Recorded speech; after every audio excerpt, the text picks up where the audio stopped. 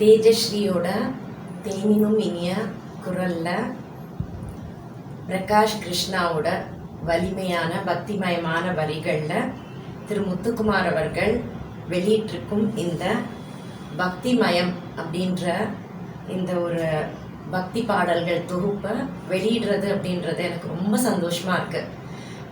பல விஷயம் இருக்குது இதில். எனக்கே ஒரு தனிப்பட்ட முறையில் ரொம்ப சந்தோஷமாக இருக்குன்றது, இவன் சின்ன குழந்தையா இருக்கிறச்சேலேருந்து நான் அவள் பாடின்னு வரதை கேட்டுருக்கேன். அவள் குட்டி குழந்தையா சினுங்கும் போதே அவ்வளோ ஸ்வீட்டாக இருக்கும் அவளுடைய குரல். இன்னைக்கு ரொம்ப ஒரு அழகான பாடகியாக அவள் மலர்ந்துருக்கிறத பார்க்கறதுக்கு அவ்வளோ சந்தோஷமாக இருக்கு. பிரகாஷ் கிருஷ்ணாவை பற்றி சொல்லணும்னா எனக்கு உடன்பிறவாத சகோதரர் அப்படி சொல்லணும்.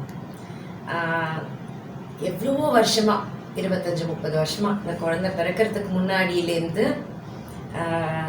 என்னுடைய கச்சேரிகளுக்கு வர்றது, தம்பூரா போடுறது, அவ்வளோ ஒரு என்னென்ன சொல்கிறது, ஒரு அபிமானம், பக்தி எப்படி வேணால் சொல்லிக்கலாம் பிரகாஷ்க்கு. ஸோ குழந்தை பிறக்கிறதுக்கு முன்னாடியே எனக்கு ஒரு பெண் குழந்தை தான் பிறக்கும். என்னுடைய பொண்ணு பேர் தேஜஸ்ரீ.